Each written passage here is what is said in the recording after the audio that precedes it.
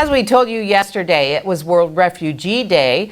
People of Sault Ste. Marie gathered together for an annual event on Queen Street to support refugees around the world. On TV cameras were there. We are here today on Queen Street, March Street. We are celebrating the World Refugee Day. As you know, the violence around the world forces the families to flee out from their countries. So we are here, West Sault College, with other partners, Refugee 705, Global Friends, Downtown Association, Local Immigration Partnership, all these partners. So we are here to celebrate the World Refugee Day, to show the people and show the globe that we support the refugee, we stand with the refugee, and to show also the welcome and support spirit of Sault Ste. Marie. Every year we have this World Refugee Day. But this year we tried we want to make it bigger and bigger. So that's why we reached out for more partners to plan a mega event.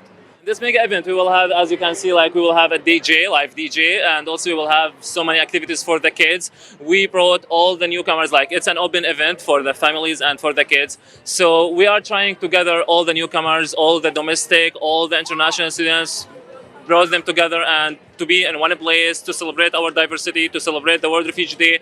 We will have henna activity, we will have activities for the kids, we will have free pizza by Mr. Pizza. The community of Sault Ste. Marie are an amazing community. They already welcome and they are very support community that they always support the newcomers, welcome the newcomers. So this event also to raise awareness about the refugees and what they are suffering from. This is for the World Refugee Day. So thank you for Sault Ste. Marie community, and we appreciate your support. So also the same partners, and also we will have Sault College Student Union and Algoma University. They are partner with us for an upcoming event.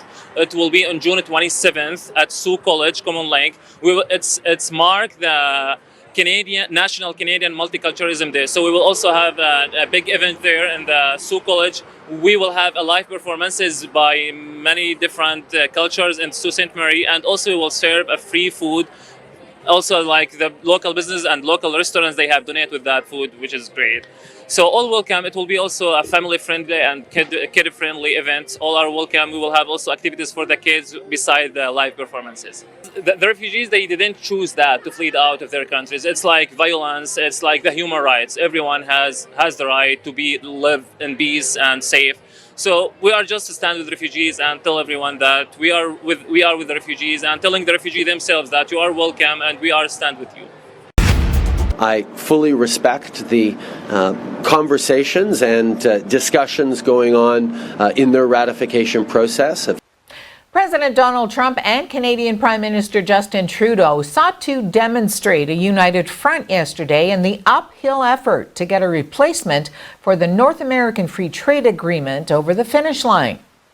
One of the things that was clear when we got that full lift on steel and aluminum tariffs was the concerns we have around transshipment and potential dumping into the North American market remains shared by Canadians and Americans. That's why we have committed to working closely together to ensure the security of our domestic steel and aluminum industries, and why we have a very close collaboration set up to move forward on that.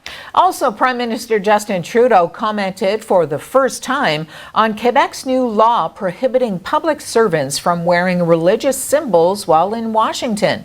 He said it isn't a government's responsibility to legislate what people wear. I have been very clear on this issue and on issues that have preceded it that my government and I personally will always stand up to defend minority rights everywhere across Canada. We do not feel that it is a government's responsibility or in a government's interest to legislate on what people should be wearing. We have a strong Charter of Rights and Freedoms that guarantees freedom of religion, freedom of expression, and we will certainly ensure that our views are well known and continue to defend Canadians' rights. Ontario Premier Doug Ford has appointed 4 people to positions abroad to drum up business in the province, including a former aide to his brother and a former president of the Progressive Conservative Party. The 4 agents general, positions that have not existed in Ontario's government since the 1990s, will be based in London, Chicago, Dallas, and New York City, and serve as the province's primary international representatives there.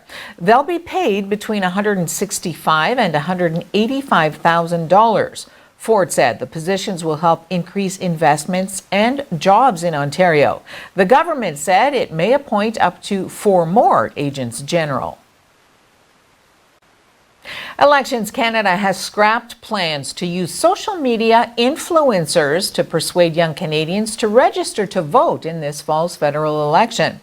Chief Electoral Officer Stéphane Perreault said yesterday that a final vetting of 13 people chosen for the campaign, athletes, YouTubers, and other television and social media celebrities, turned up some past activities that could be seen as partisan. Elections Canada had budgeted $650,000 for 2 full-length videos involving those influencers, plus 13 shorter versions. A spokesperson said the 13 individuals have already been paid for their work, but the agency is in discussions with the production companies to try to recover some of the other costs of the project. Perreault's decision to scrap the influencers campaign comes after sustained criticism of the idea from Conservative MPs who alleged it was evidence of bias on the part of Elections Canada. They doubted the influencers would be truly nonpartisan and charged that any increase in youth voter turnout would largely benefit the Liberals.